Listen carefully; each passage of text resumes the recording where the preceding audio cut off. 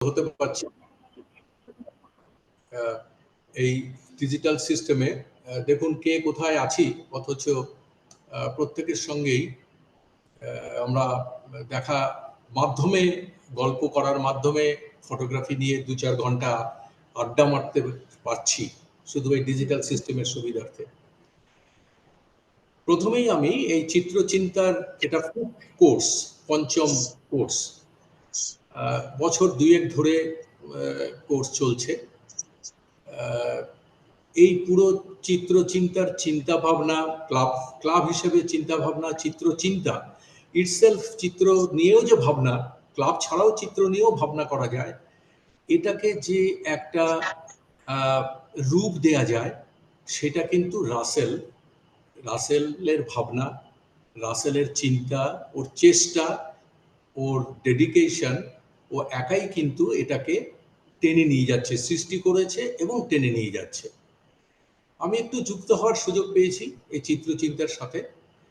এটা আমার জন্য খুবই সৌভাগ্যের, কারণ ভালো লাগে ফটোগ্রাফি নিয়ে 2-4টে কথা বলতে, আমার ভালো লাগে। তো সেই হিসেবে আমি এখানে থাকতে পেরে, এই সঙ্গে যুক্ত থাকতে পেরে প্রথম থেকেই আছি। 5টা কোর্সের সঙ্গেই যুক্ত হতে পারলাম। তো আমি সবাইকেই অভিনন্দন, শুভেচ্ছা জানাই। আর রাসেলকে আমি, ওর প্রতি আমার ভীষণ আন্তরিক কৃতজ্ঞতা এবং শুভেচ্ছা, আন্তরিক শুভেচ্ছা ওর জন্য আমার থাকে, সব সময় রয়েছে। তো আজকের যে ক্লাসটা আছে, একটু ইতিহাস, ব্যাকগ্রাউন্ড নিয়ে যেটা শুরু করতেই হয়, একটু অতীত জানার দরকার আছে। বর্তমানকে জানতে গেলে অতীত দিয়ে শুরু করলে ডিরেকশনটা ঠিক থাকে, ডিরেকশনটা বোঝা যায় যে আমার এই পথে যাওয়া উচিত। সেই হিসেবে আজকের ক্লাসটা একটু পুরনো ব্যাপার স্যাপার নিয়ে ঘাটাঘাটি। তো সেখানে রাসেল আছে মূল আজকের বক্তা, আমিও সঙ্গে আছি। আমি রাসেলকে অনুরোধ করছি যাতে ও শুরু করে বিষয়টা।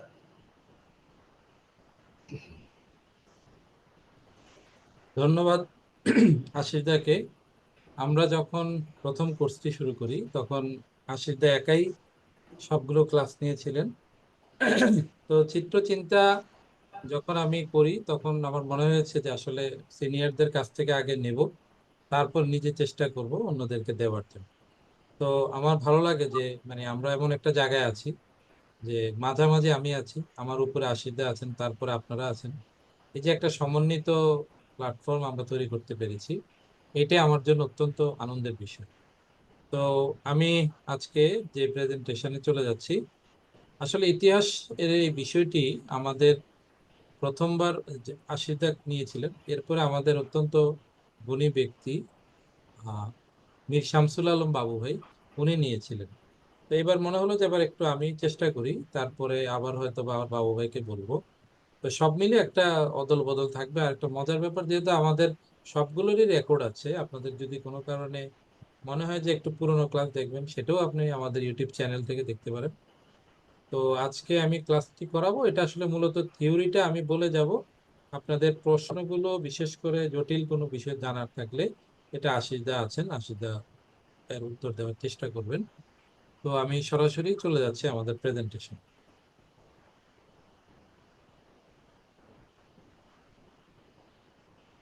আমার স্ক্রিন দেখতে পাচ্ছেন আশা করি।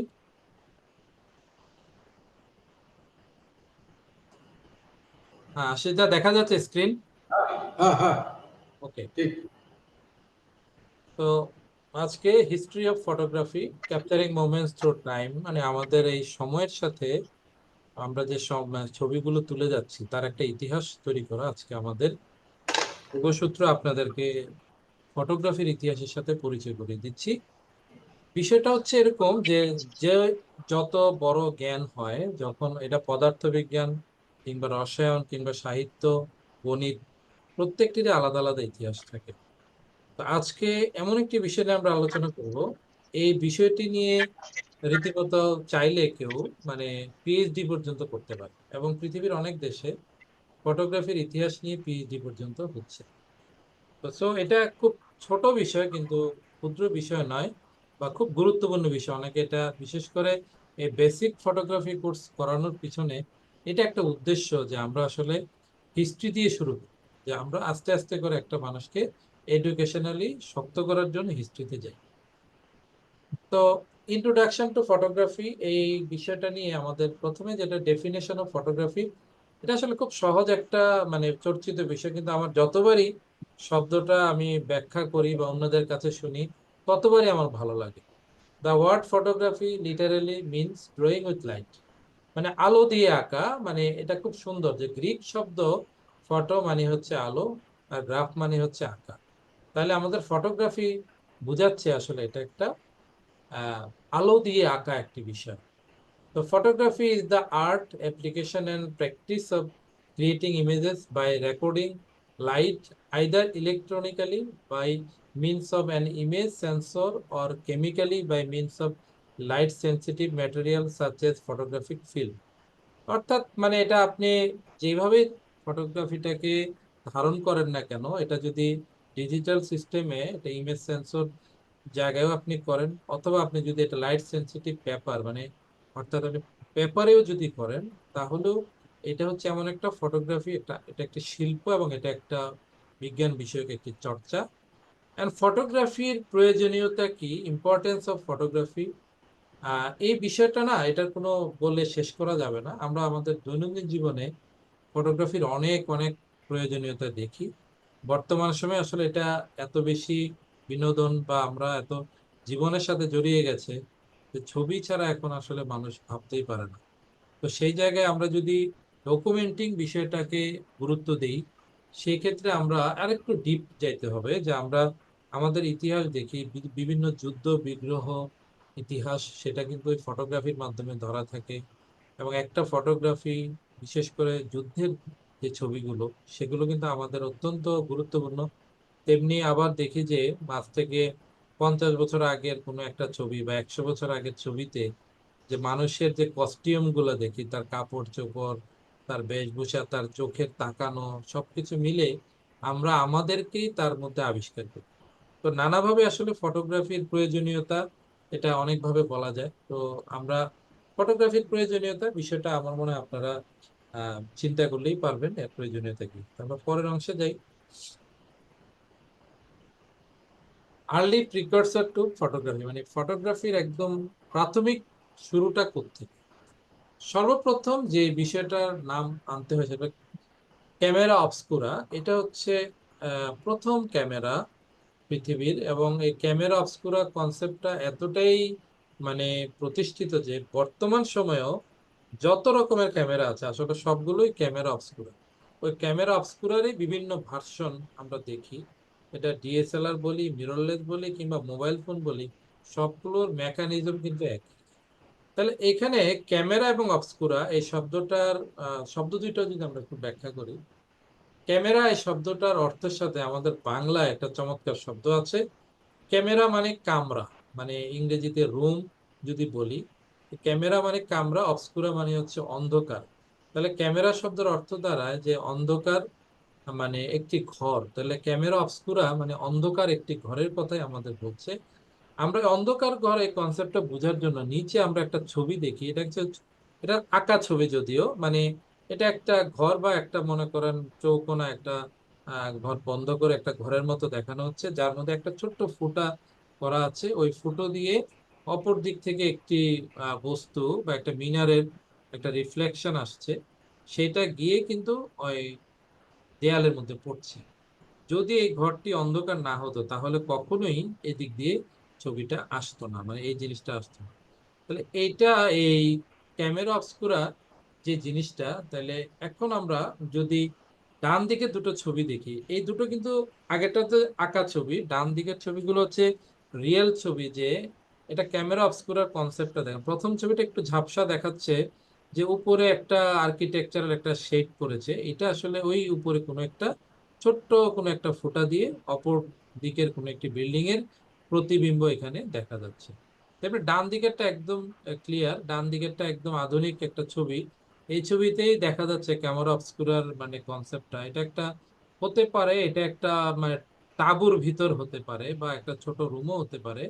যে এরকম আপনি যদি সবকিছু সব দিক বন্ধ করে দেন, একটা যদি ছোট ফুটা থাকে সেটা দিয়ে যে আলোটা ঢুকবে তাই অপর দিকে একটা প্রতিবিম্ব তৈরি করবে। এটাই হচ্ছে ক্যামেরা অবস্কুরার concept. A camera obscura is a simple optical device consisting of a darkened room or box or a small hole or lens through which light enters, projecting an inverted image of outside scene onto a surface inside। মানে অপর দিক থেকে আলো এসে আপনার এই যায়। এখন এই ক্যামেরা অবস্কুরা, এই কনসেপ্টটা আসলে কে দিয়েছে বা এই ক্যামেরার আবিষ্কারক কে, এটা নিয়ে কিন্তু অনেক বিতর্ক আছে।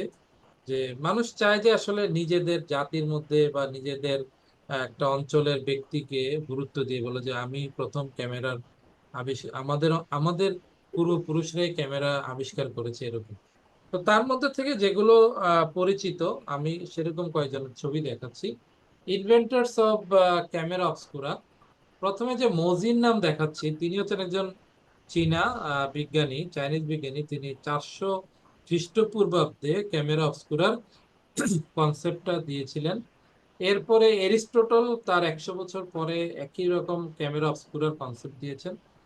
তার থেকে আরো অনেক দিন পর মানে ইবনে আল হাইতাম, তিনি, তাকে বলে ফাদার অফ অপটিক্স, এবং তিনি খুবই, সবাই খুব মানে বিখ্যাত জ্ঞানী লোক। তার মধ্যে ইবনে আল হাইতাম হচ্ছে সর্বশেষ। তিনি মানে ক্যামেরার কনসেপ্টটাকে একদম মানে ক্যামেরা অবস্কুরার কনসেপ্টটা পরিষ্কারভাবে ধারণা দিয়েছেন। আমরা যে প্রথম একটা ঘরের ছবি দেখেছি আগের স্লাইডে, এটা আসলে এই কনসেপ্টটা আসলে ইবনে আল হাইতামই ক্লিয়ার করে দিয়েছেন। তো তারপরে আমরা এখানে কিন্তু একজনের নাম এখানে আনা উচিত ছিল, বা ছবিটা দিইনি, তো তাড়াহুড়ো ছিল। তিনি অনেক গুণী একজন চিত্রশিল্পী, Leonardo da Vinci. Leonardo da ভিঞ্চির গুণের শেষ নেই। তিনি আসলে মানে এই ক্যামেরা অবস্কুরার একদম আক্ষরিকভাবে একটা ক্যামেরা কেমন হতে পারে, মেশিনটা কেমন হতে পারে, সেটা তিনি নিজের হাতে এঁকে দিয়ে গেছেন। তিনি শুধু ক্যামেরার মানে মানে আকৃতি ছবি এঁকে দেন নাই তা নয়, তিনি উড়োজাহাজেরও কিন্তু প্রথম নকশাকারী লিওনার্দো দা ভিঞ্চি। তো লিওনার্দো দা ভিঞ্চি আমরা শুধু মোনালিসা দিয়ে চিনি, কিন্তু ওনার যে কত কীর্তি, তো তার মধ্যে বিজ্ঞানের সাথে তার এই সম্পৃক্ততা অত্যন্ত গুরুত্ব সহকারে আমরা স্মরণ করি লিওনার্দো দা ভিঞ্চি।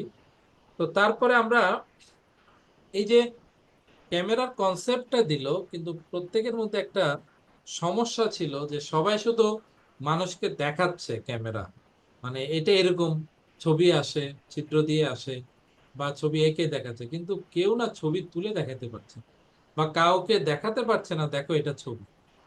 তো সর্বপ্রথম যে সীমাবদ্ধতাটা মানুষ অনুভব করলো, মানে লাইট সেন্সিটিভ পেপার বা লাইট সেন্সিটিভ ম্যাটেরিয়ালস এর তখনও কোনো আবিষ্কার হয়নি, যে আসলে ছবিটা ধারণ করব কোথায়, সেটা আমার একটু দেখানো উচিত মানুষকে। তো সেইখানে একজন থমাস ওয়েগুড বলে এক ব্যক্তি, তিনি সর্বপ্রথম এই একটা মানে এক্সপেরিমেন্ট করেন, এবং সেটা সিলভার নাইট্রেট একটা কেমিক্যাল। আমি একটা জিনিস বলি, ফটোগ্রাফি হচ্ছে বিজ্ঞান এবং আর্টস, মানে সায়েন্স এবং আর্টসের সমন্বয়। বিজ্ঞান মানে একেবারে সমস্ত বিজ্ঞানের কাজই হচ্ছে কিন্তু ফটোগ্রাফিতে। এক নম্বর হচ্ছে ফিজিক্স, এটা ক্যামেরা, বক্স এবং লেন্স, এগুলো ফিজিক্সের আলোচনার বিষয়। যেহেতু আমরা যখনই চশমা ব্যবহার করি, লেন্স ব্যবহার করি, সবগুলো কিন্তু ফিজিক্স। আবার দেখুন, ছবিকে যখন আপনি প্রিন্টিং বা মানুষকে প্রকাশ করে দেখাবেন, মানে ছবিটাকে দেখাতে যাবেন, তখনই তার কিন্তু কেমিক্যাল প্রসেস লাগে। ওই প্রসেসটার জন্যই কিন্তু তখন একটা কেমিক্যাল মানে কেমিস্ট্রির প্রয়োজনীয়তা আসে। এরপরে আসে যে ক্যামেরার মধ্যে যে অ্যাপারচার, যদি এটা আমার এখনো পড়ার বিষয় না, এটা আশিসদা পড়াবেন পরে। অ্যাপারচার একেবারে হুবহু মানুষের চোখের সাথে তার সম্পৃক্ত, এবং সেটা জীববিজ্ঞানেও কিন্তু পড়ানো হয়। তাহলে ফিজিক্স, কেমিস্ট্রি, বায়োলজি আর আর ম্যাথ তো থাকবেই। ম্যাথ নিয়ে তো পুরোটা কারবারই ম্যাথের, শাটার, এক্সপোজার সবকিছু ম্যাথের কারবার। তো সেই হিসেবে পুরো সায়েন্স কিন্তু ক্যামেরার ভিতরে, ফটোগ্রাফির মধ্যে।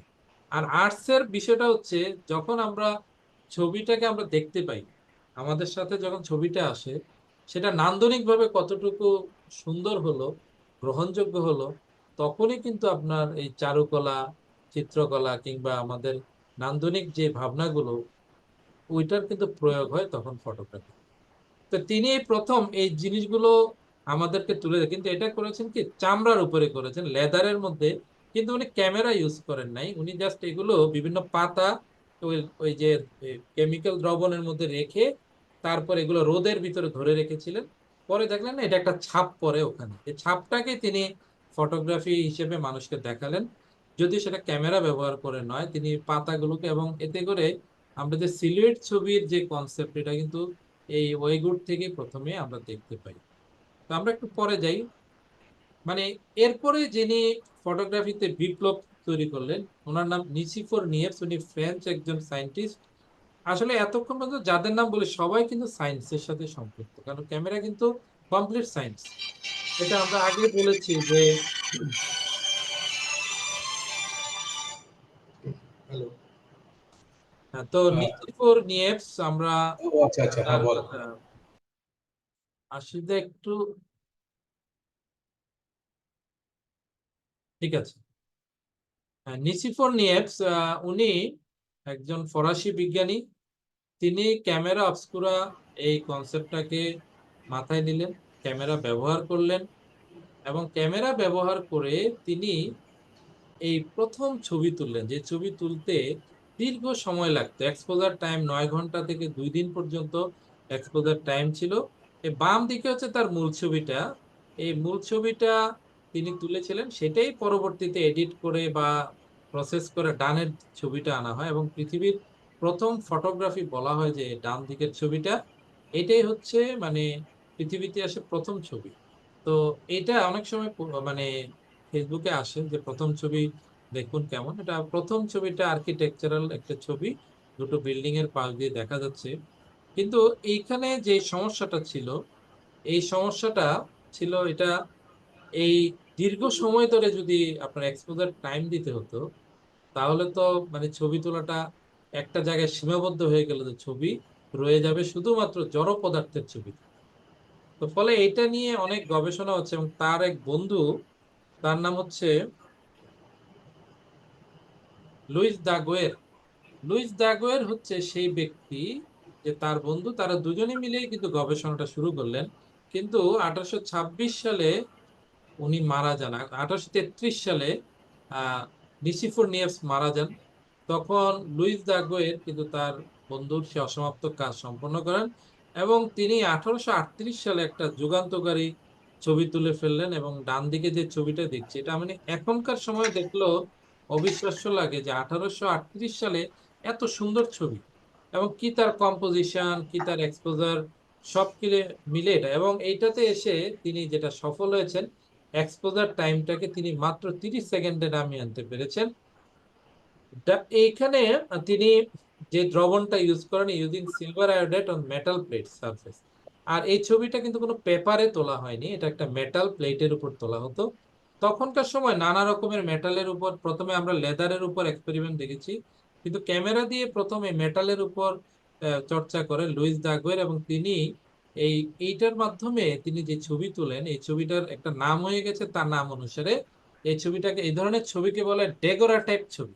মানে যেহেতু এটা লুইস দাগুয়ের এটার আবিষ্কারক, তাই তার নাম অনুযায়ী এটার নাম দিয়েছে ড্যাগোরা টাইপ ছবি। এখানে ড্যাগোরা টাইপের প্রসঙ্গে আমাদের একটা বিষয় স্মরণ করতে হয়, যে এইটা আমার স্লাইডে আমি আনতে পারিনি, পরবর্তী কোনো ক্লাসে হয়তো অ্যাড করব। 1838 সালে যখন এটা আবিষ্কার করলেন তিনি, তখন এইটা ফরাসি গভর্নমেন্টের কাছে তিনি জমা দিলেন একটা আবিষ্কার হিসেবে, যে আমি এরকম একটা জিনিস আবিষ্কার করেছি, এটা গ্রহণযোগ্যতা কতটুকু। তখন তারা অনেক গবেষণা করে, যাচাই বাছাই করে 1839 সালের 19শে আগস্ট ফ্রান্সের একাডেমি অফ সায়েন্স প্রথম ফটোগ্রাফিকে সবার জন্য উন্মুক্ত করে দিয়ে বলে যে এটা মানব সভ্যতার জন্য একটি আশীর্বাদ, এবং এটা আজকে থেকে সবাইকে উন্মুক্ত করে দেয়া হলো। সেই থেকে 1839 সালের 19শে আগস্টকে বিশ্ব আলোকচিত্র দিবস হিসেবে পালন করা হয়, যার সম্পূর্ণ কৃতিত্ব লুইস দাগুয়ের। লুইস দাগুয়ের এই ফ্রেঞ্চ বিজ্ঞানী আমাদের ফটোগ্রাফির ইতিহাসে অত্যন্ত গুরুত্বপূর্ণ। অনেকে ওনাকে ফাদার অফ ফটোগ্রাফি বলে। মডার্ন, আসলে ফাদার কাকে বলবেন এটা একটু সমস্যা, কারণ আমরা তো সেই মজিকেও ফাদার বলতে পারি, বা ইবনে আল হাইতামকে বলতে পারি, অ্যারিস্টটলকে বলতে পারি, কিংবা তার আগের যিনি নিসিফোর নিয়েভস তাকেও বলতে পারি। তো এখন এটা নিয়ে আসলে একটু বিতর্ক আছে, আমরা ওই দিকে না দেই, আমরা ওনাকে ফটোগ্রাফির ইতিহাসে একটি মাইলফলক হিসেবে দেখি। কিন্তু এই ধরনের ফটোগ্রাফির একটা বড় সীমাবদ্ধতা ছিল, এগুলোর কোনো ডুপ্লিকেট কপি হতো না। অর্থাৎ যেই ছবিটা তোলা আমরা দেখছি, এটা একটাই তোলা হয়েছে, অন্য কেউ এটার কোনো কপি করতে পারতো না। অর্থাৎ আমরা আজকে যেমন, আজকের যুগে তো বলে লাভ নেই, আমরা ফিল্মের কথাই বলি, ফিল্ম থেকে বারবার ছবি প্রিন্ট করা যেত, কিংবা আজকে তো আমাদের কোনো চিন্তাই নেই। কিন্তু লুইস দা গোয়েরের ছিল একটা ছবি, এটা বলতে গেলে অলমোস্ট এটা পেন্টিং, মানে ছবি যেরকম একটা হয়, ওনার ক্ষেত্রে ফটোগ্রাফিটা একটাই ছিল, লুইস দা গোয়ের। ফলে লুইস দা গোয়েরের সমকালীন একজন ব্রিটিশ বিজ্ঞানীও একই সময় চর্চা করেছেন। তো তিনি তার আগে চর্চা করলেও তিনি সফল হয়েছেন তার কিছুদিন পরে। উইলিয়াম হেনরি ফক্স টেলবট, উনি উইলিয়াম হেনরি ফক্স টেলবট যেটা আবিষ্কার করেছেন, তার প্রসেসটার নাম ক্যালোটাইপ প্রসেস, এবং তিনি সর্বপ্রথম নেগেটিভ আবিষ্কার করে ফেলেছেন। নেগেটিভ এবং পজিটিভ, মানে এই যে ডানে বামে দুটো ছবি দেখা যাচ্ছে, একটা নেগেটিভ একটা পজিটিভ, এবং তিনি পৃথিবীর ইতিহাসে ফটোগ্রাফিতে যুগান্তকারী আবিষ্কার করে দিলেন যে এক ছবিকে আমি চাইলে ইচ্ছে মতো প্রিন্ট করতে পারবো। এবং আজকে কিন্তু এই হেনরি ফক্স টেলবটের মানে অবদানটাই বেশি, কারণ আমরা কিন্তু ওইটাই করছি। আমরা কিন্তু একটা ছবি এক ক্যামেরা দিয়ে তুলে একজনের জন্য কোনো ছবি হয় না, আমরা সব ছবি কিন্তু বারবার কপি করা যায়। তাহলে এইটাও একটা গুরুত্বপূর্ণ যে আমরা কি ফক্স টেলবটকে ফাদার বলবো না ওনাকে বলবো। তাই আমরাও একই বলি যে সবার অবদানে আসলে একটু একটু করে ফটোগ্রাফিটা এগিয়ে যাচ্ছে। এই এবং এইটাই হচ্ছে হেনরি ফক্স টেলবটের একটা কৃতিত্ব, তিনি এটা করেন। তারপরে ফটোগ্রাফি তখনও পর্যন্ত শৌখিন লোকদের কাছে সীমাবদ্ধ ছিল, বিত্তশালীদের ছিল, বা খুব সাধারণ মানুষের কাছে ক্যামেরা এসে তখনও পৌঁছেনি। ক্যামেরা জিনিসটা তখনও ছিল ওই গবেষণাগার, বিজ্ঞানী বা উচ্চতর ব্যক্তি কারো কাছে যেত।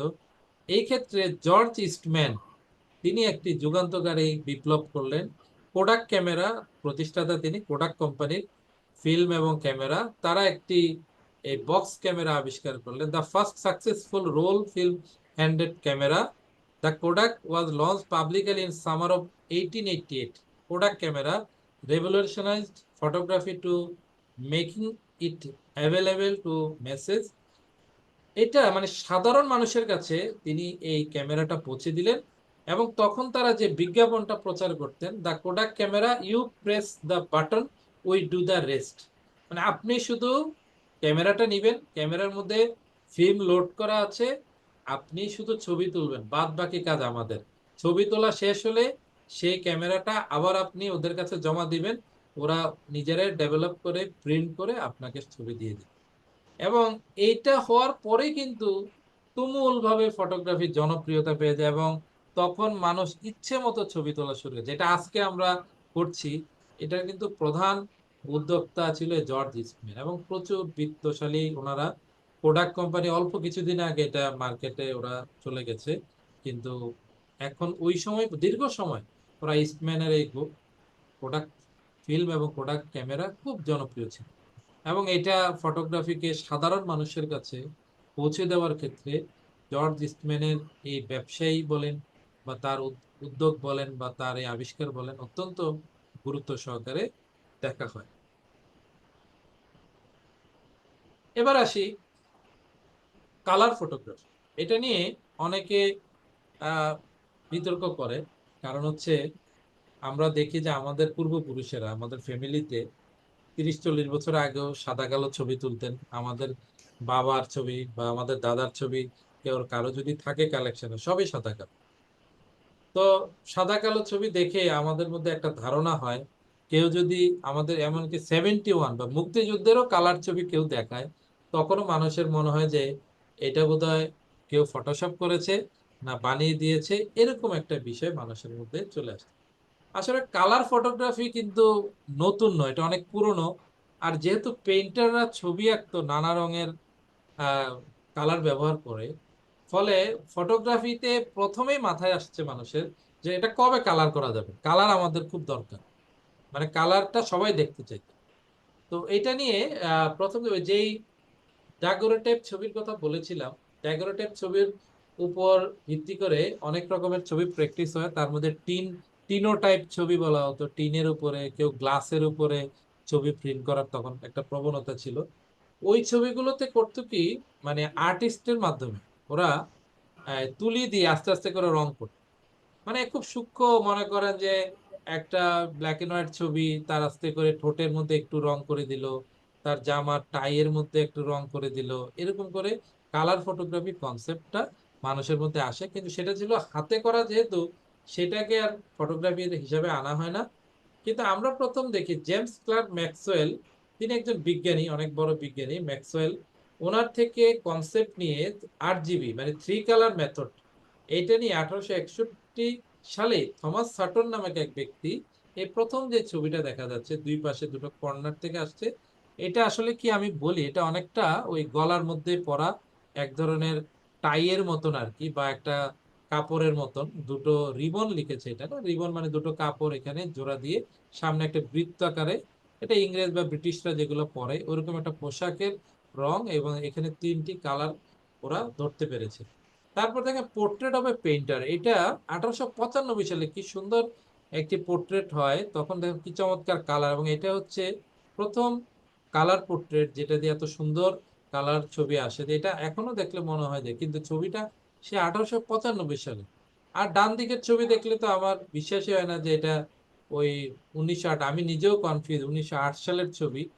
এটাও কিন্তু তখন চর্চা হতো, কিন্তু এই সবগুলো ছিল ওই যে ফটোগ্রাফি যেরকম প্রথম দিকে চর্চাগুলো ছিল মূলত মানে গবেষণাগার ক্ষেত্রে, তো তখনও এই কালার ছবিটাও কিন্তু গবেষণার ক্ষেত্রেই বেশি ইউজ হতো, ব্যয়বহুল ছিল, মানুষের কাছে আসতো না।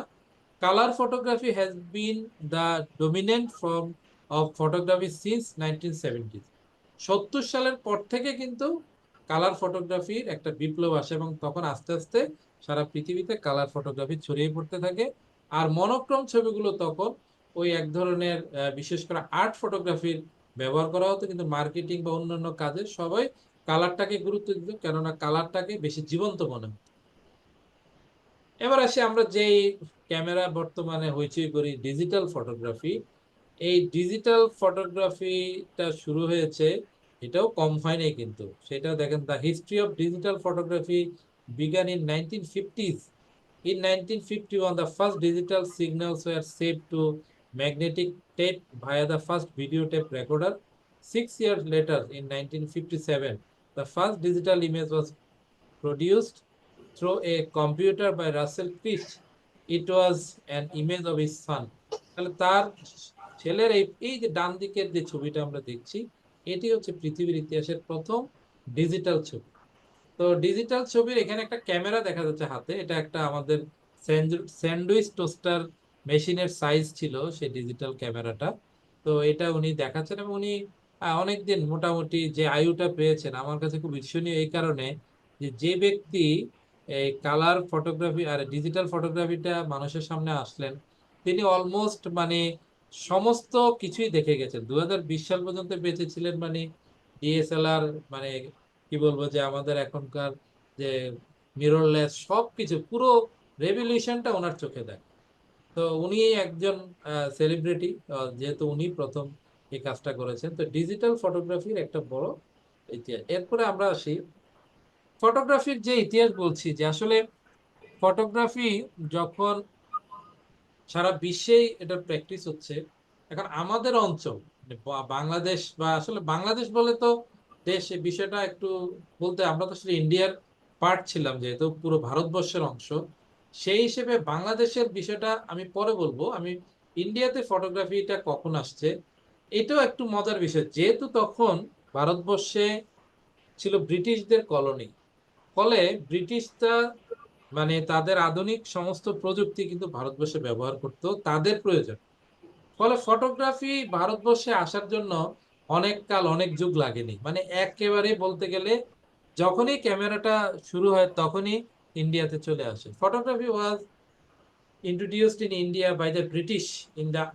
early 19th century. The concept of photography spread to India at a fast pace after the invention, introduction, and publication of the daguerreotype. মানে ডেগোরাটাইপ যখন শুরু হয়েছে তখনই চলে আসছে টেকনোলজি, মানে কলকাতাতে ড্যাগোরাটেক ছবি চলে আসে 1839 সালে। তার মানে 38-39 যখন ওয়ার্ল্ড ফটোগ্রাফি ডে, তখনই বা মানে ইন্ডিয়াতে ছবি চলে আসে photography. By 1840, advertisements in Calcutta by Thacker, Spink and Company for comported cameras started appearing in periodical title Friends of India. আমি একটু একটু বলি যে এখানে সময়গুলো মানে আমরা দেখছি যে বিখ্যাত বড় বড় কোম্পানিগুলো ইন্ডিয়াতে তারা সব নিয়ে আসছেন তখন, যেহেতু ইন্ডিয়াতে তখন ব্রিটিশদের একটা অবদান ছিল। তার মধ্যে বিশেষ করে মাদ্রাজ, ক্যালকাটা, বোম্বে, এই শহরগুলোতে দেখেন 1950, 1850 1854 ক্যালকাটা, এমনকি মানে ফটোগ্রাফি মুভমেন্টও শুরু হয়ে যায় ওই সময়।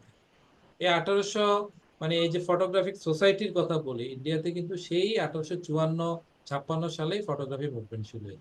তো এগুলো সব যেহেতু আমি বলেছি যে এটা ব্রিটিশ কলোনি ছিল, তাই আমাদের এখানে মানে ভারতবর্ষে ফটোগ্রাফিটা আসতে সময় লাগে। তো এখন পুরোনো ইন্ডিয়ান ছবি দেখতে গেলে আপনি দেখবেন যে ফটোগ্রাফি ওই একই সময়ের ছবি এগুলো। তো ফটোগ্রাফি ইন ইস্ট বেঙ্গল আর বাংলাদেশ, এটা আসলে একটা শুধুই মাত্র বলার জন্য বলা, যে আসলে যেহেতু বাংলাদেশের মানুষ, কিন্তু আসলে এটা পুরোটাই ভারতবর্ষ। তো এই অংশগুলো আমরা যখন গত ক্লাসে বাবু ভাইয়ের কাছে আমরা দেখেছিলাম যে তিনি আমাদের বলেছিলেন খাজা আলিমুল্লাহ তিনি প্রথম তার ফটোগ্রাফি পাওয়া যায়, মানে পূর্ববঙ্গের মানুষ হিসেবে তার ফটোগ্রাফিটাই প্রথম পাওয়া যায়। 1854-তে মৃত্যুবরণ করেন, তার কিছু আগে এই ছবিটা আমরা দেখি। খাজা আহসানুল্লাহ তিনি বলতে পারেন আহসান মঞ্জিল বা এই নবাব পরিবারের একজন বড় ব্যক্তি, তার নামেই তো আহসান মঞ্জিল। তিনি একজন ফটোগ্রাফার ছিলেন, সেটা ইতিহাস বলে। এবং তাদের ফটোগ্রাফি বা খাজা সলিমুল্লাহ একই রকম, কিন্তু এদের ব্যাপারে একটা ব্যাপারে আমরা বলি যে এদের ছবিগুলো কিন্তু জনসমক্ষে আসেনি, মানে ওরা কি ছবি তুলেছেন সেগুলো আমরা দেখিনি। আমি শুনেছি যে ওরা ওনাদের ছবিগুলো নবাব পরিবারে সংরক্ষিত, পাবলিকালি এখনো দেখানো হয় না। আর একেবারে হীরালাল সেন, উনি খুব বেশি জনপ্রিয় চলচ্চিত্রকার হিসেবে। আসলে চলচ্চিত্র তো আলোকচিত্রেরই একটা পরিবর্তিত রূপ। তো তিনিও নবাব পরিবারের সাথে তার সম্পর্ক ছিল এবং বাংলাদেশের মানিকগঞ্জের লোক তিনি। এই হীরালাল সেন এবং তাদের হাতেই পূর্ববঙ্গের ছবি আসে। এবং তখন ছবি বিষয়টা হচ্ছে কি, ছবি তোলার জন্য যেমন আমার সাথে আগরতলা এক ফটোগ্রাফারের একবার আড্ডা হয়, সেটা 2014 সালে। তো তিনি বললেন যে সেই মানে প্রথম দিকে 1920 সালের দিকে তাদের 3টে স্টুডিও ছিল, একটা বাংলাদেশের মুন্সিগঞ্জে ছিল, একটা কুমিল্লাতে ছিল, একটা আগরতলায় ছিল। তো এখন বিষয়টা হচ্ছে যে যেহেতু পুরোটাই একটা দেশ, সেই হিসেবে আমরা বলে নিতে পারি যে ওই ভারতবর্ষে যখন আসছে আমাদের এখানেও একই সময় আসছে। আমরা ছবি তোলার জন্য তখন কলকাতায় যেতাম, বা ছবি তোলার জন্য তো যেত না, কোনো কারণে গিয়েছে, তখন ছবি তুলতে হয়েছে, ছবি তুলে ফেলেছে। বা সেই সময়ে কিন্তু ঢাকাতে আস্তে আস্তে ফটোগ্রাফি গুলো চর্চা শুরু হয় ওই সময়টা, অর্থাৎ বিশেষ করে বিংশ শতাব্দীর শুরুর দিকে। আমরা এখন যার নামটা একটু স্মরণ করব, তিনি হচ্ছেন ফটোগ্রাফি প্র্যাকটিস ইন বাংলাদেশ, তিনি গোলাম কাশেম ডেডি। উনি অত্যন্ত মানে আলোচিত আমাদের এখানে বাংলাদেশে, যে তার জন্ম কিন্তু 1894, 104 বছর তিনি আয়ু পেয়েছেন। এবং তার জীবনী থেকে আমরা জানতে পারি তার জীবনের মানে অলমোস্ট অর্ধেক সময় তিনি ছিলেন পশ্চিমবঙ্গে। তিনি কলকাতা, পশ্চিমবঙ্গ, ওখানেই তার গতিবিধি ছিল, ওখানেই থাকতেন। তারপরের অংশে তিনি পূর্ববঙ্গে আসেন, যেহেতু দেশ একটাই, এখানে এসে এখানে স্থায়ী হয়ে যান এবং এখানেই তিনি ছবি প্র্যাকটিস করেন। এবং এই ছবিগুলো সব ওই বিংশ শতাব্দীর শুরুর দিকের ছবি, যে দুই বোনের ছবি।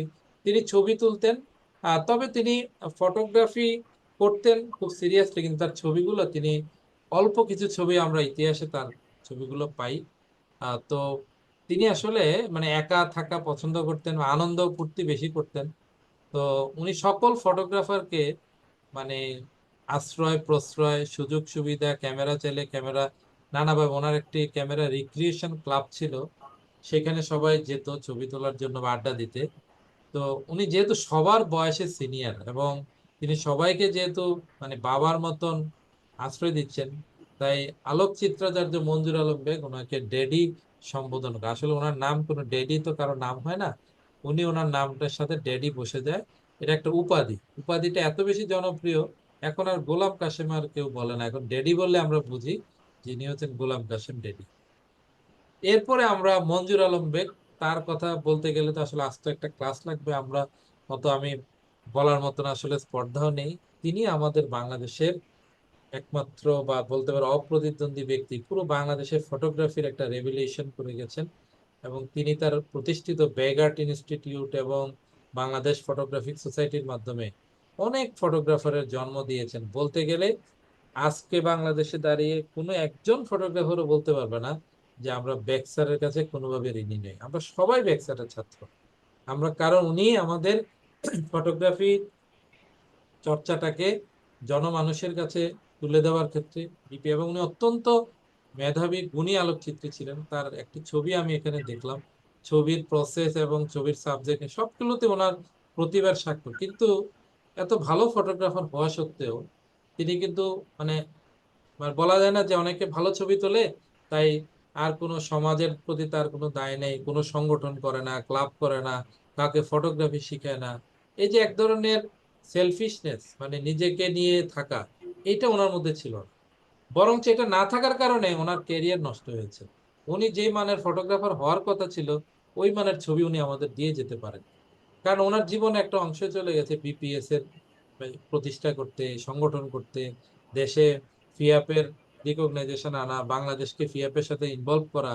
এবং সেই কবে থেকে, সে 1976 সালে প্রতিষ্ঠিত হয়, একদম প্রথম দিক থেকে, এবং তার হাত দিয়ে যত বড় বড় ফটোগ্রাফাররা তার হাত দিয়ে তৈরি হয়েছে। সাইদা খানম, ওনাকে আমরা এখানে বিশেষভাবে বলি যে উনি শুধুমাত্র একজন নারী আলোকচিত্রী বলে তাকে গুরুত্ব দেওয়া হয় তা না, তিনি আসলে অনেক ভালো আলোকচিত্রী ছিলেন। 1937 সালে তার জন্ম, 2020 সালে মারা যান।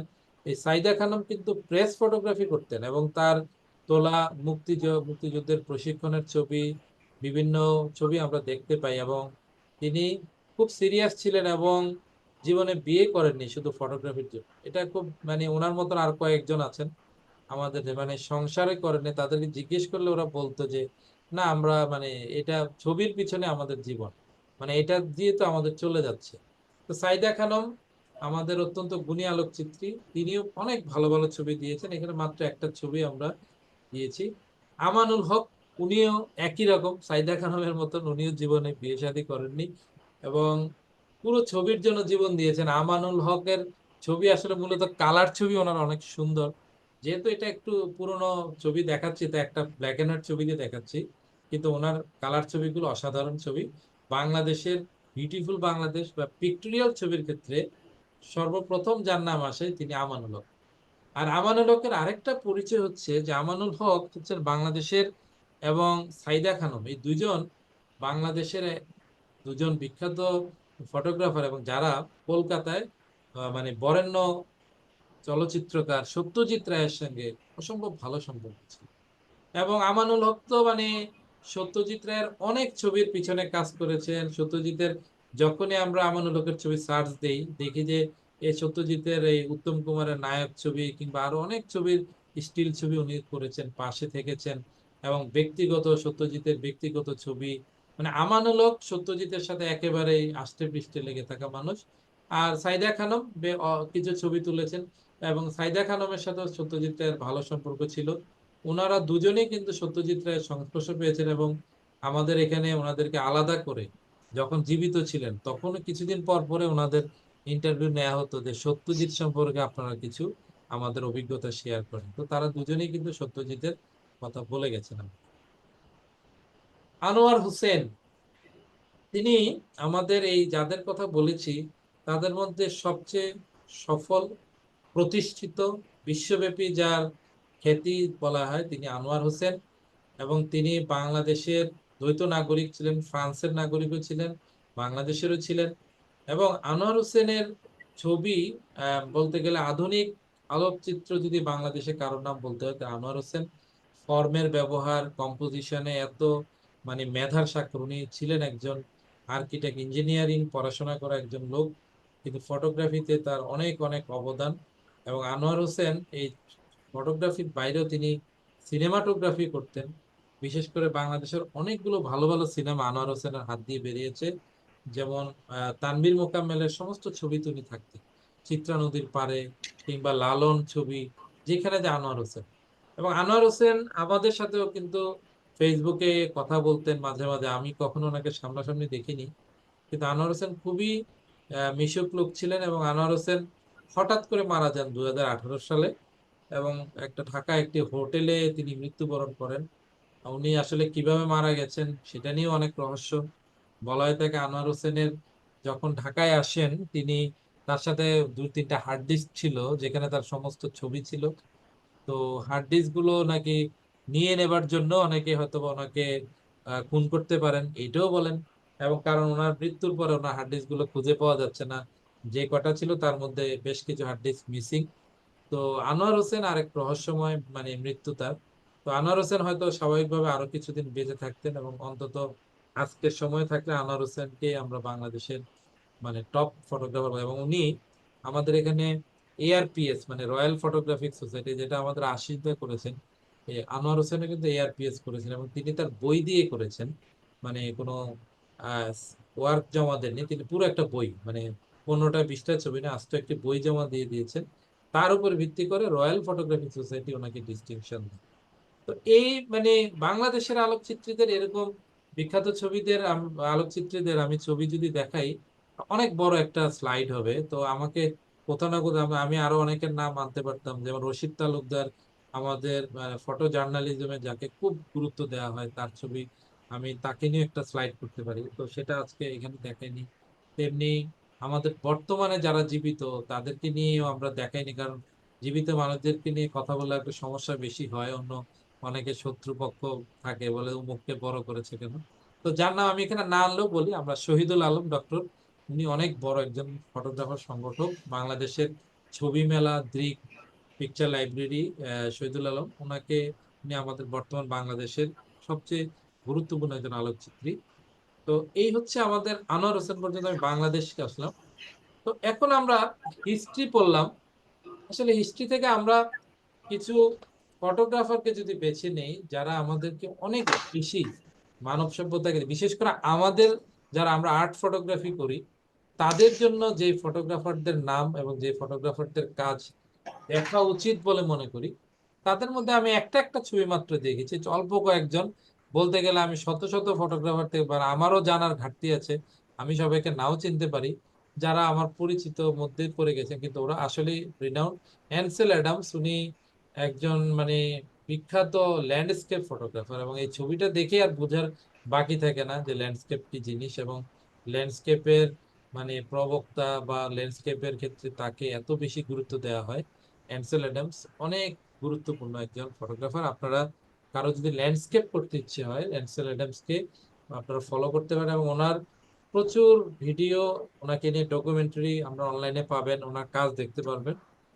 তারপরে হেনরি কার্তিয়ার ব্রেসো, ফ্রেঞ্চ ফটোগ্রাফার, উনি অনেক বিখ্যাত, বিশেষ করে ওনার স্ট্রিট ফটোগ্রাফি, এবং ওনাকে বলা ডিসিসিভ মোমেন্টের প্রবর্তক, মানে রাইট টাইম রাইট ক্লিক, মানে এইটা হচ্ছে হেনরি কার্তিয়ার ব্রেসোর একটা বড় পরিচয়। হেনরি কার্তিয়ার ব্রেসো আপনারা যখনই সার্চ দিবেন দেখবেন তার সমস্ত ছবির মধ্যে না একটা ডিসিসিভ মোমেন্ট ধরার। এই যে এই ছবিটা দেখছি কি চমৎকার, মানে এই যে পাখিগুলো উড়ে যাচ্ছে, একটা মানুষ ঘুরতেছে, এত চমৎকার কম্পোজিশন, এবং এটা ব্যালেন্স, এটা আমাদের শুধুমাত্র এই ব্রেসোর মধ্যে আমরা সেটা দেখি। এবং কার্তিয়ার ব্রেসোকে অনেকে গুরু মানেন, যে অনেকেই বলেন মানে তার নামে শুধু ফেসবুকে আপনি কতগুলো গ্রুপ পাবেন, হেনরি কার্তিয়ার ব্রেসোর অনুসারী, ইন্সপায়ার্ড গ্রুপ, অনেক কিছু।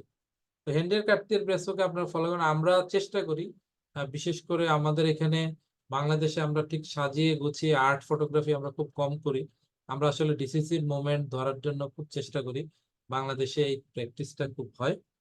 তারপরে সিবাস্তিও সালগাদো, উনি উনি জীবিত, ব্রাজিলের একজন ফটোগ্রাফার, খুবই বিখ্যাত এবং পরিবেশবাদী এবং মানবতাবাদী একজন লোক। এবং তার সম্পর্কে বিশেষ করে এই গরমের দিনে যখনই বিভিন্ন তীব্র গরমের কথা আসে, তখন সিবাস্তিও সালগাদোর একটা বৈশিষ্ট্য মানে তাদের জীবনী থেকে দেখা যায়, তারা স্বামী স্ত্রী দুজনে মিলে 25 বছরের সাধনা একটা মরুভূমিকে ওনারা একটা জঙ্গলে রূপান্তর করেছেন, একটা বিশাল, এটা তাদের পৈতৃক ভাবে সম্পত্তি ছিল, একটা বনভূমি, কিন্তু তাদের ভাইদের মধ্যে সেটা ভাগাভাগি হয়ে সমস্ত গাছ কেটে মরুভূমি করা। কিন্তু এই দৃশ্যটা সালগাদো মেনে নিতে পারেনি, ফলে তার ব্যক্তি চেষ্টায় তিনি একাই, তারা দুজনে মিলে একটি ফরেস্ট তৈরি করেছেন। তো সালগাদোর এই ছাড়াও সালগাদোর জার্নালিজমের ছবি, সালগাদো বিশেষ করে ইরানের যুদ্ধ কিংবা মানে এই যুদ্ধের ছবি, কিংবা মানে অর্থাৎ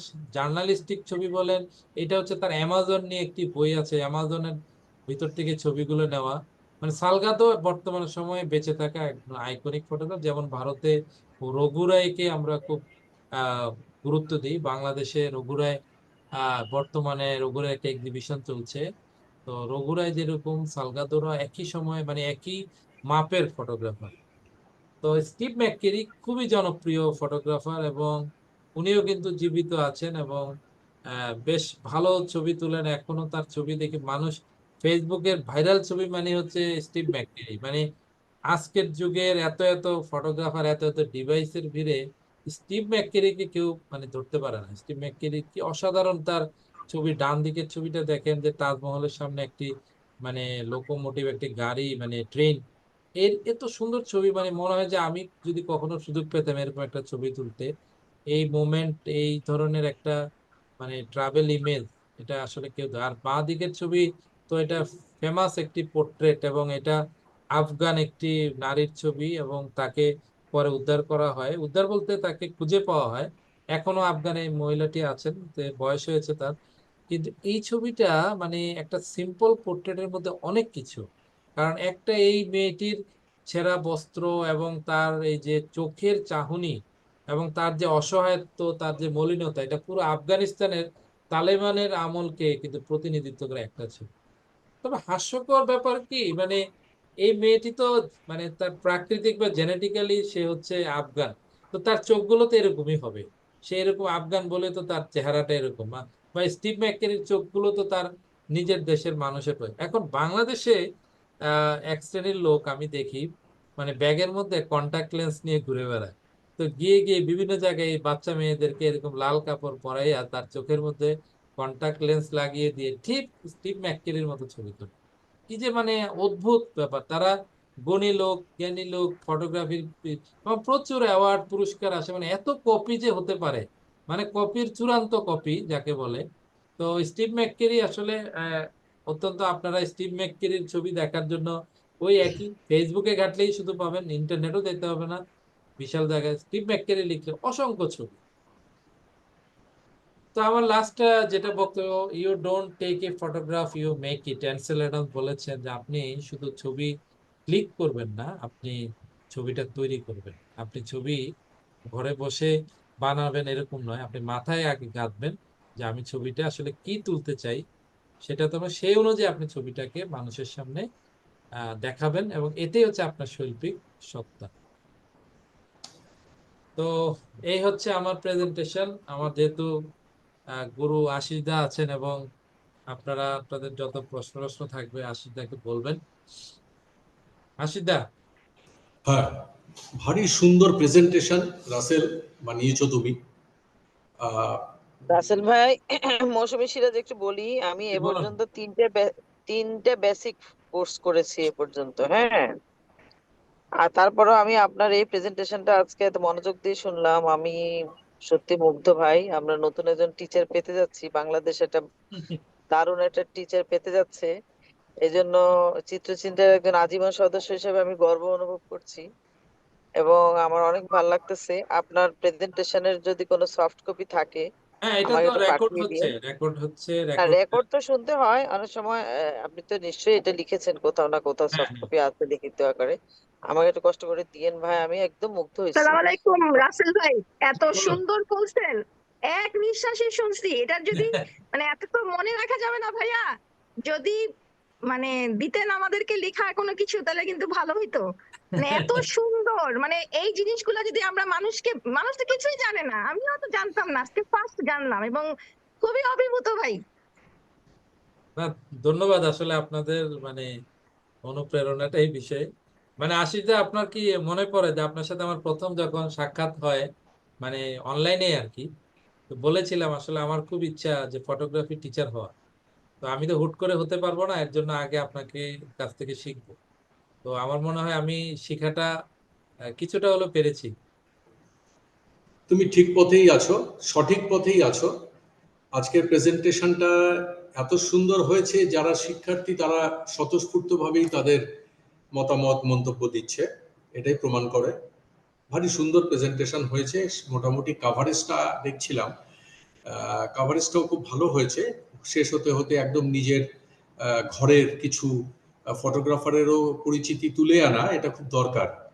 আমরা 2-4টে মেডেল পেলেই নিজেকে পৃথিবীর সেরা ফটোগ্রাফার ভাবতে শুরু করে দিই। এইখানেই মৃত্যু ঘটে ফটোগ্রাফির। যাই হোক, সেটাকে তুমি এই যে দেশীয় ফটোগ্রাফার যাদের উল্লেখ করলে, ছবি দেখালে, কথা বললে, এটা একটা প্রশংসনীয় পদক্ষেপ। তো ঠিক আছে, এইবার আমি একটু বলি, ও যা দেখালো বা যা বললো, এছাড়া আপনাদের ফটোগ্রাফি নিয়ে যদি কোনো প্রশ্ন থাকে প্রাথমিকভাবে, তাহলে আমাকে একটু বলুন, আপনাদের সঙ্গে আলোচনার মাধ্যমে মাধ্যমে ঢোকা যাবে।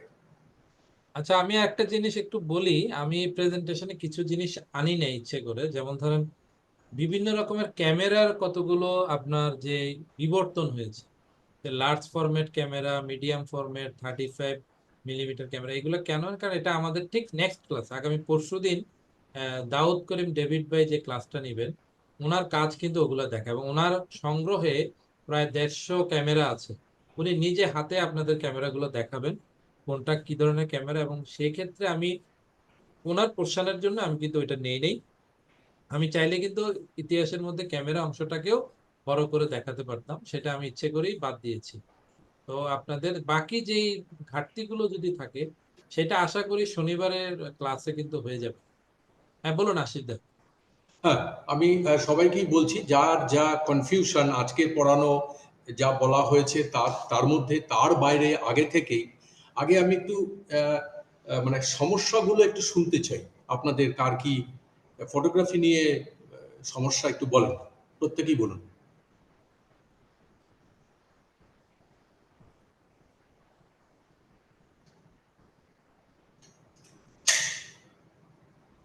বলুন, যে কোনো কথা বলুন, যে কোনো প্রশ্ন করুন। শুনুন, আমরা সাধারণত কি হয়, ফটোগ্রাফিতে আমরা একটু বেশি বয়সে আসি। আমরা যারা সোজা কথায় গরিব দেশের মানুষ, অ্যাকচুয়ালি গরিবদেরই না একটু শখ আহ্লাদটা বেশি থাকে। তার ফলে আমাদের মতো দেশের যারা গরিব শ্রেণীর মানুষ বলে আন্তর্জাতিকভাবে আহ, আহ, মাপা যেতে পারে, তাদের মধ্যে একটু শখ আহ্লাদটা বেশি, আমরা এগুলো করি। যার ফলে আমাদের একটু রোজগার, নিজের সোর্স অফ ইনকাম করে, অর্থাৎ বাবার পয়সায়, পৈতৃক পয়সায় ফটোগ্রাফি আমাদের মতো দেশে 10 লাখে 1-2 জনের সুযোগ থাকে। আর বাকি আমাদের নিজেদেরই রোজগার করে তারপরে নামতে হয়, এতে একটু বয়সটা বেড়ে যায়। তো সেই হিসেবে হয়তো একটু শাই হয়ে পড়ি প্রশ্ন করতে, জানতে কি ভাববে। আসলে সবারই তো শুরুর দিন থাকে, সবকিছুর একটা শুরুর দিন থাকে। তো সেই শুরুর দিনটাই আজকে হোক, সেই জায়গা থেকে আপনারা আমাকে একটু বলুন যে কার কি ভাবনা চিন্তায় একটু সমস্যা হচ্ছে ফটোগ্রাফি নিয়ে। আসসালামু আলাইকুম। আমি কি হ্যাঁ, প্রথমে বলতে পারি? হ্যাঁ, হ্যাঁ, বলুন হ্যাঁ, বলুন। বলুন। আচ্ছা। আহ, আমার আগে মানে প্রথম যে কথাটা, আজকে আমি যার হাত ধরে এই ফটোগ্রাফি আরম্ভ করেছি, শ্রদ্ধেয় মৌসুমী আপা, ওনার ক্যামেরা দিয়ে আমার প্রথমেই ছবি তোলা। তো উনিও একই ক্লাসে, আমিও একই ক্লাসে, দুইজনে আমরা, আমার শিক্ষকও আমি ওনার ছাত্র ছিলাম, আমরা একই ক্লাসে। এবং আসলেই আশিস দা যেভাবে উপস্থাপন, রাসেল ভাই যেভাবে উপস্থাপন করলেন, চমৎকার। এবং আমরা অনেক কিছু জানতাম না, জানতে আরম্ভ করলাম। এখন আশিস স্যারের কাছে আমার একটা প্রশ্ন, আমি ভালো ফটোগ্রাফার হইতে গেলে আমার কোন জিনিসটা প্রথমে আমার মাথার মধ্যে আসতে হবে, কোন জিনিসটা? হুম। এটা সেই ছোটবেলার থেকে শোনা কথা। বাড়িতে মাস্টারমশাই, স্কুলের, ভালো করে পড়, ভালো ছাত্র হতে হবে, অনেক বড় হতে হবে, এরকম ধরনের প্রশ্নটা ঠিকই তো, এটা তো স্বাভাবিক থাকবে। এইভাবে বলি, সবার আগে এই যে আমরা পড়াশুনো করি, মূলত প্রায় 95-97% মানুষের জন্য পড়াশোনাটা হচ্ছে রোজগারের একটা দরজা খুলে ফেলা। খুব কম মানুষ আমরা পড়াশোনা নিয়ে সারা জীবন থাকি, পয়সা যাই আসুক আসুক। তো ঠিক আছে, এটা আজকের দুনিয়ায় এটা হবেই। তো ফটোগ্রাফিটা কিন্তু পড়াশুনো আমাদের কতদূর চলে, 20, 21, 22, 25, 30, যারা পিএইচডি টিএইচডি করে এরকম 32, 35, তারপরে শেষ হয়ে যায় পড়াশোনাটা। বই পড়া চলতে থাকে, পেপার পড়া চলতে থাকে, কিন্তু স্টুডেন্ট হিসাবে পড়াশোনা করাটা শেষ হয়ে যায়। ফটোগ্রাফি কিন্তু আরেকটা স্ত্রী বা আরেকটা স্বামী। প্রথমেই বলে দিচ্ছি এই কথাটা, ওই স্ত্রী বা স্বামী কতদিন থাকে, যতদিন আমি বেঁচে আছি বা সে বেঁচে আছে। ফটোগ্রাফি কিন্তু থ্রু আউট ইউর লাইফ, সারা জীবনের একটা মানে পথ চলার একটা দিক। তো সেই হিসেবে প্রথমেই আপনাকে বুঝতে হবে যে এটা একদিন, দুদিন, 2 বছর, 10 বছরের ব্যাপার নয়, সারা জীবনের পথ চলা এটা। আর খুব গ্রাউন্ড লেভেল থেকে বলতে পারি, ফটোগ্রাফি করতে যে কোয়ালিটিগুলো বেসিক্যালি লাগে, মানে এগুলো লাগবেই, তার উপরে আরো কিছু সুপার কোয়ালিটি লাগে। বেসিক কোয়ালিটি যেগুলো লাগে, আর্থিক সঙ্গতি লাগে, শারীরিক সক্ষমতা লাগে, সময় লাগে, প্রচুর সময় দিতে হয় আর কি, পড়াশুনো করতে হয়, ডেডিকেশন লাগে। ওই যে আপনি বললেন ভালো ফটোগ্রাফার হতে গেলে কি চাই, তার মধ্যে 4-5টা হচ্ছে বেসিক, কোনো একটা কম হলে চলবে না। আপনার প্রচুর পয়সা আছে, আপনি শারীরিকভাবে অক্ষম, আপনি পারবেন না এগোতে। আপনার সব আছে, শারীরিকভাবে সক্ষম, পয়সাও আছে, আপনার সময় নেই, এমন জব করেন বা এমন ব্যবসায় এনগ্রোসড আপনি, আপনার সময় নেই, পারবেন না, এগোতে পারবেন না। প্রথমে ফটোগ্রাফি আমাদের কাছে থাকে একটা আনন্দের উৎস হিসাবে। এখন তো মোবাইলের যুগ, ডেইলি সারা পৃথিবীতে বলছে ডেইলি 10 কোটি সেলফি ওঠে অ্যাভারেজ। তো সুতরাং আমাদের কাছে এটা একটা এন্টারটেইনমেন্টের বড় রসদ, সুযোগ, আমরা এইভাবে আছি। কিন্তু ফটোগ্রাফি, যখনই গ্রাফি মানে তো আমরা দেখলাম যে ড্রয়িং মানে আর্ট, তখন কিন্তু আর ব্যাপারটা ওই সাধারণ পর্যায়ে থাকে না। আপনাকে এগিয়ে নিয়ে যেতে হবে, এগিয়ে নিয়ে যেতে হবে, আরো এগোতে হবে, আরো এগোতে হবে, কোনো শেষ নেই। সুতরাং আমি মনে করি ফটোগ্রাফি একমাত্র হবি পৃথিবীতে। হবি অনেক কিছু হতে পারে, পেন্টিং, স্কাল্পচার, স্কেচিং, আমি গান গাই, আমি নাচি, এরকম অনেক কিছু হতে পারে। কিন্তু ফটোগ্রাফিতে এত বিভিন্ন ধরনের কোয়ালিটি লাগে যেটা অন্য কোনো হবিতে লাগে না। এরপরে রয়েছে আপনার শিল্প জ্ঞান বা শিল্প চর্চা করার ব্যাপারটা। ধরুন আমরা 5-6 জন মিলে একটু বাইরে গেছি, কোথাও পাহাড়ে গেছি, ছবি তুলবো। একই জায়গায় দারুণ ছবি একদম সাজানো রয়েছে, একটা ল্যান্ডস্কেপ তুলবো।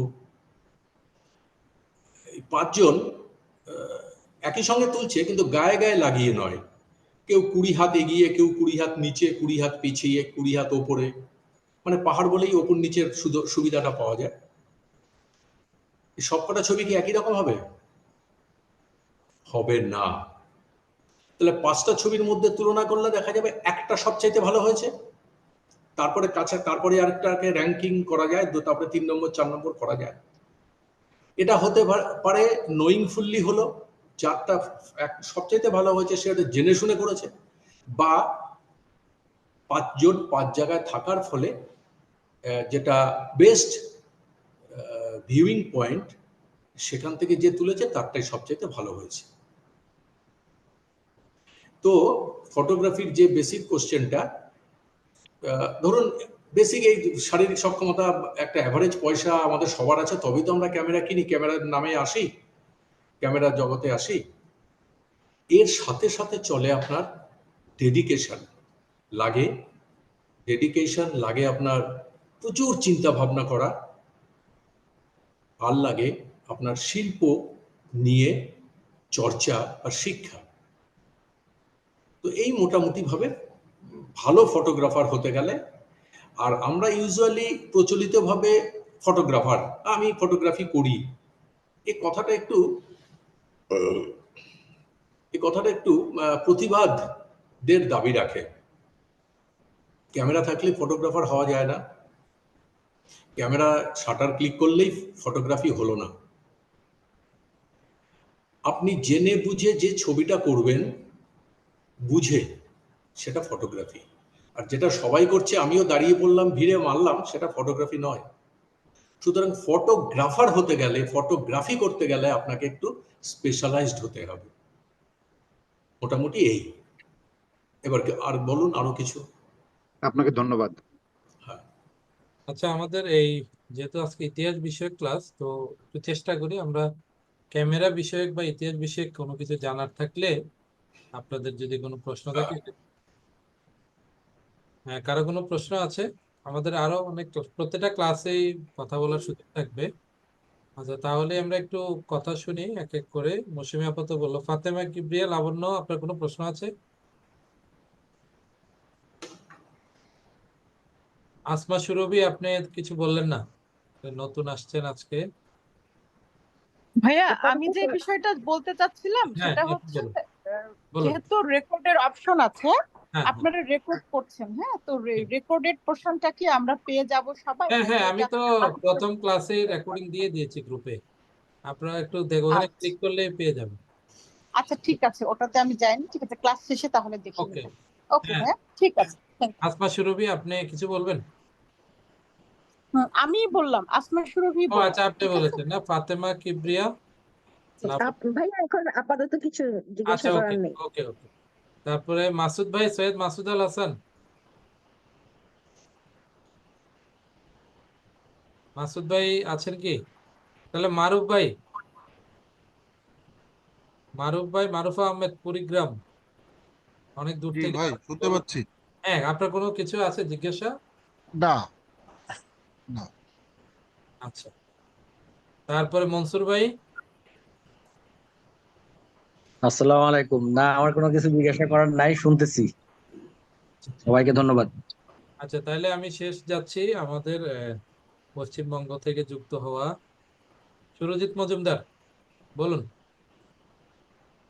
সুরজিৎ, শুনতে পাচ্ছেন?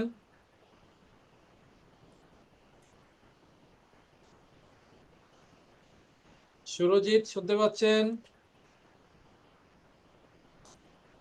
আচ্ছা, তাহলে আশিতে আমরা লেনদি না করি। আমরা আসলে বলো। আমাদের মানে যেটা পড়ানো হয় এটা যেন মাথায় রাখতে পারি।